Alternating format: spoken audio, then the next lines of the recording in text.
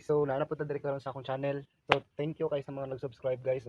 Unta i-share ninyo sa inyong mga kaila, sa inyong mga friends sa Facebook nga unta makabalo pud sila nga ako channel nga unta ma-like pud nila o ma-subscribe pud sila para maging updated pud sila sa kung na mga video nga i-upload. So guys, so naana po koy bagong topic karon guys. So aring nga topic guys is personal na ko ni siya. Personal nga nung naabot ko karon sa insurance company. So i-share lang po nako sa inyo ha para at least kamo kung gusto po niyo maging financial advisor, licensed financial advisor, so ma-apply po niyo sa inyo ha kung sa akong gihimo. So ang first nako nganong naabot, pangutahan na nganong naabot ko sa insurance, paano na ko na-discover ang insurance company. So ang akong gihimo ato guys, actually dugay nako gina-offeran sa ako ang auntie. Every time nga pila na ka reunion nag-agi sa mua, sige na siya gingon sa ko nga langga, pag join sa insurance. Gusto niya maging financial advisor pud ko pero wala lang ako ginapansin kay sa bang insurance ano. Murag dili ko interested kumbaga. Dili ko interested dati sa insurance. Kapila na ginaingon sa ko sa akong auntie, gina-share niya sa kuha kung sa kanindot ang insurance, sa mga benefits sa insurance, kung paano maka-income og dako sa insurance. So para sa kuha wala lang to dati guys. Wala lang gibaliwala lang jud ako siya. Murag lapos na sa akong dalunggan. So katong time nga sige na kog trabaho, nagtrabaho na ako, man ako eskwela college, nagtrabaho. Pero napansin ako nga basta kung saon akong kumbaga dublihon ako akong effort, ipakita na ako akong best sa trabaho.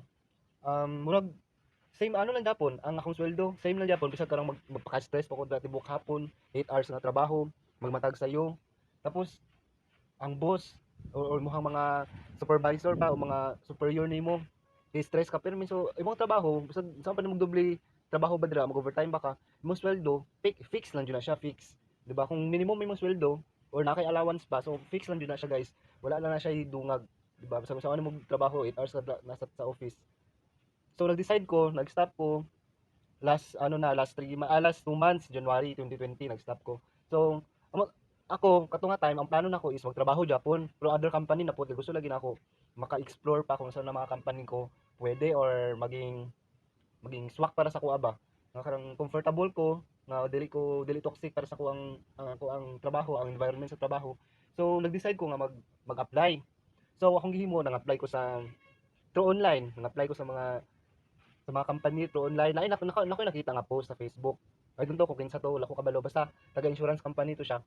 Hindi na ako ibanggit kung sa nga company, basta M, green ang kulay. So nakita na ako nag-post na hiring og admin assistant. So interested kay ko guys, interested jud kay ko ato nga time. Kay gusto lagi na ako office work ana para pag in sa trabaho, out ana tapos nala kay karang routine nga ginakuan. Gusto na kay nga na work lang po nga balik ana trabaho. Tapos wala ko nag-expect guys na daghan kay may nang-apply. Almost 100 mi nya isa lang ka posisyon, isa lang pud ka buok ang kailangan.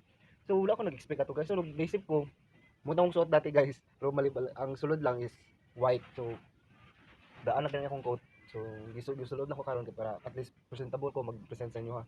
So ikaw ready kay ka tanan mga interviews, gistudyhan nimo, usay mga itubag nimo, tanan nga mga previous work nimo nga para ma-share nimo sa imong sa mag-interview sa imong ha. Pero wala ko nag-expect nga ato di kadaghan. So ang isip na wala sa kadaghan ba namo? Sa kadaghan ba ng mga competitors, kumbaga kato siya nga mga kauban ako nag-apply, mga applicants iba-iba nga school, mga university patugikan, tapos na mga experience sa trabaho, mga dagko nag-experience sa trabaho. So mas daghan sila knowledge ako ah. So kung gisip ato, makapasa pa kaya ako ano. So nagduol sa mua nga isa ka financial advisor dito. Hindi pa na ko ibanggit kung kinsa ang pangalan. Basta ni duol siya nga ana siya, kay naa naman dami dito. Mag-offer na lang daw sila og other career.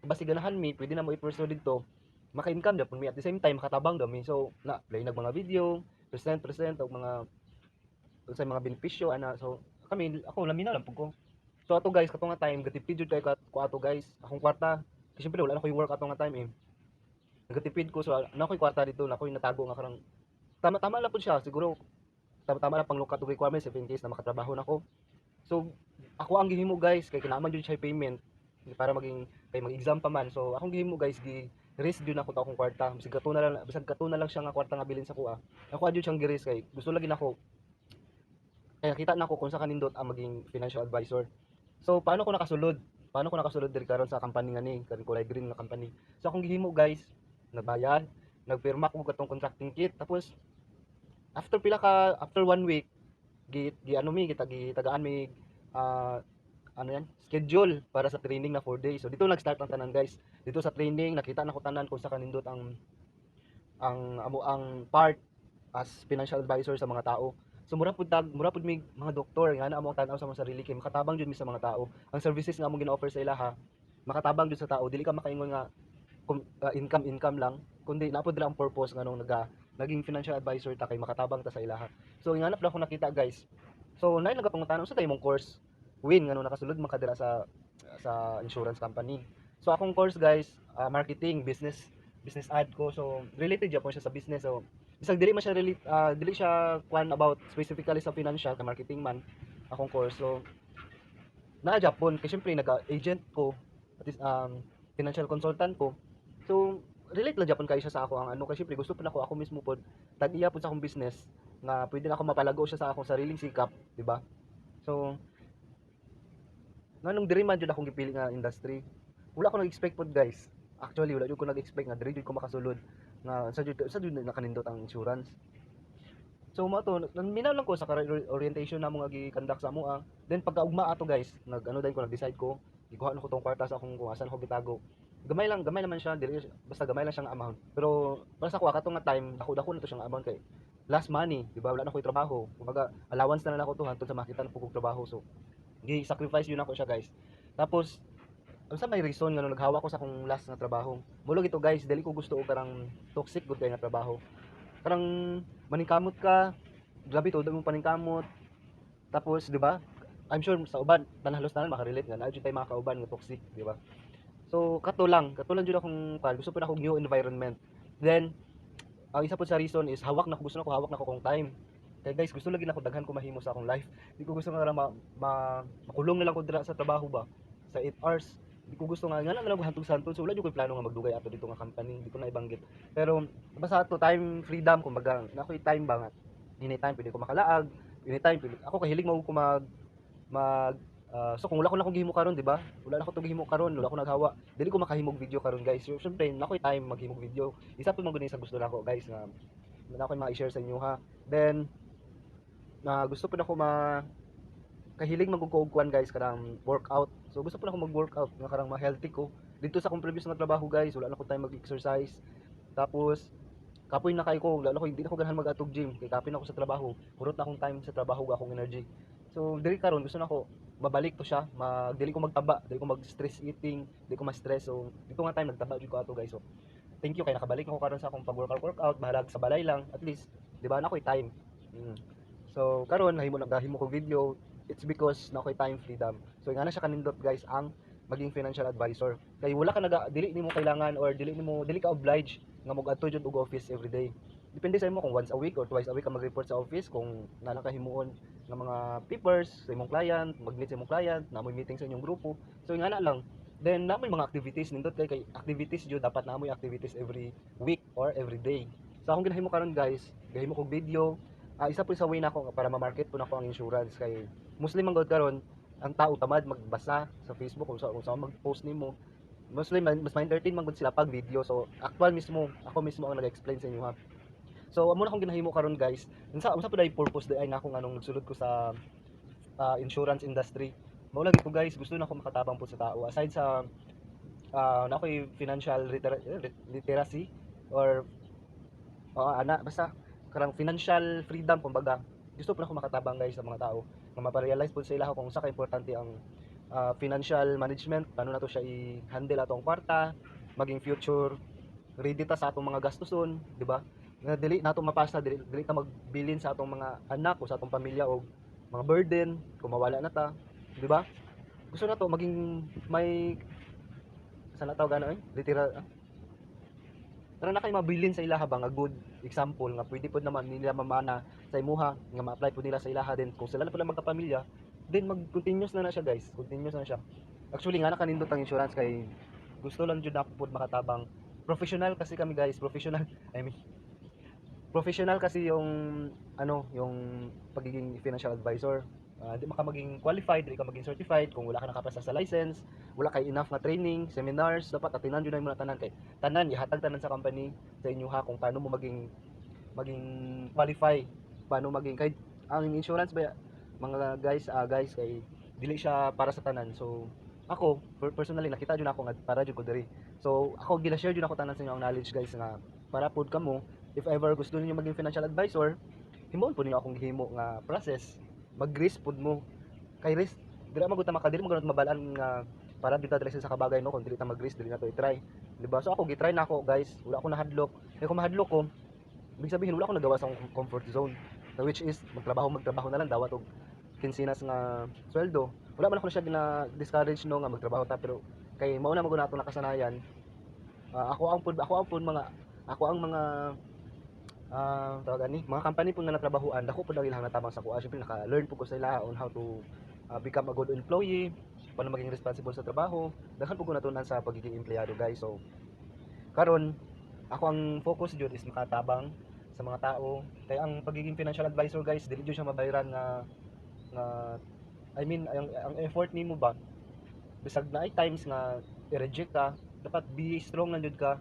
Kung usa ka motivated ka, kung usa ka inspired ka magtrabaho o magtrabaho, mag-workout sa imong business dili jud ka matinag kung sa mga rejections, di ba? Dapat be strong lang jud o committed ka sa imong kung isipon lang jud nimo imong mga dreams para dili ka pang hinaan og loob. Tapos isipon nimo nga nung naa man ko diri, unsa day purpose nako diri. Mo jud ang isipon nimo kung in times nga maka-feel ka og down, di ba? Dili jud maiwasan nga ma-down ta sa atong sa field, lalo na diri sa among field karon sa pagiging financial advisor. Isipon lang jud nimo ang why nimo, why nga nung naa ka diri. Di ba? Kung ma-recall nimo, why? Siyempre, sa imong mga pangarap, gusto nimo magkabalay, gusto nimo magkasakyanan, gusto nimo makaatog ingani nga lugar, makakaon sa ingani nga restaurant, di ba? Maka out of the country, maka-travel, di ba? So nindot kay siya guys diri, posible kay na diri guys kung gusto nimo nga doble-doble ang blessing sa imo nga moabot, dublehon pud nimo imong effort. Ana lang, effort lang jud din activities every day. Kung doble-doble imong effort, unlike sa karang nagatrabaho ta, sa doblehin pa nato ang effort dira, dili magdoble atong sweldo, di ba? Diri doblehin lang nimo imong effort, doblehin lang nimo imong activities, doble-doble pud ang blessings nga magabot sa imong triplete, 4 times pa, 5 times pa, basta depende na sa imo kung unsa ka taha-pugihan. Ana lang siya. Then wala kay boss. Gusto nimo anytime sa oras ka magmata, alas 10, alas kung hapon na ka gusto magkuan, ka gusto mainitan. So hawak nimo imong oras, guys. So sa mga gusto pud maging financial advisor, pwede ko ninyo i-approach guys through some message. Comment ka mo, mag-comment lang mo diri sa akong YouTube channel or sa akong Facebook account. Pwede ko niyo ma-contact dito guys. So sa mga gusto mag financial advisor, welcome kay mo diri sa amo ang group. Then hopefully namoy natun-an sa akong or na-inspire pud mo sa akong story nga gi-share sa inyo ha. Bisag dili man kay siya kumbaga dili kay siya importante sa inyo ha, at least naka-share ko sa inyo ha. Wala man ta importante ba i-share na ko sa inyo ha. So mo lang jud akong purpose. So welcome tayo mo diri sa mga guys. Wala mo ginabawalan. Any bisag usay pa na yung course dira, asa pa mo gikan. Bisag karang college level mo, pwede na kayo bisag wala mo nakahuman. Basta willing lang mo maka-learn, willing lang mo matudluan, makatuon. Basta ayaw gawas mo sa inyong mga comfort zone guys. Kung nagatrabaho man karon, gawas mo sa inyong comfort zone. I-try po ninyo ang other field kung paano magka-income, di ba? Don't worry, tabangan mo tabangan mo sa mga leaders nato. So kung willing mo, welcome kayo mo diri sa amo amo ang company, sa Green Company, letter M na Green Company.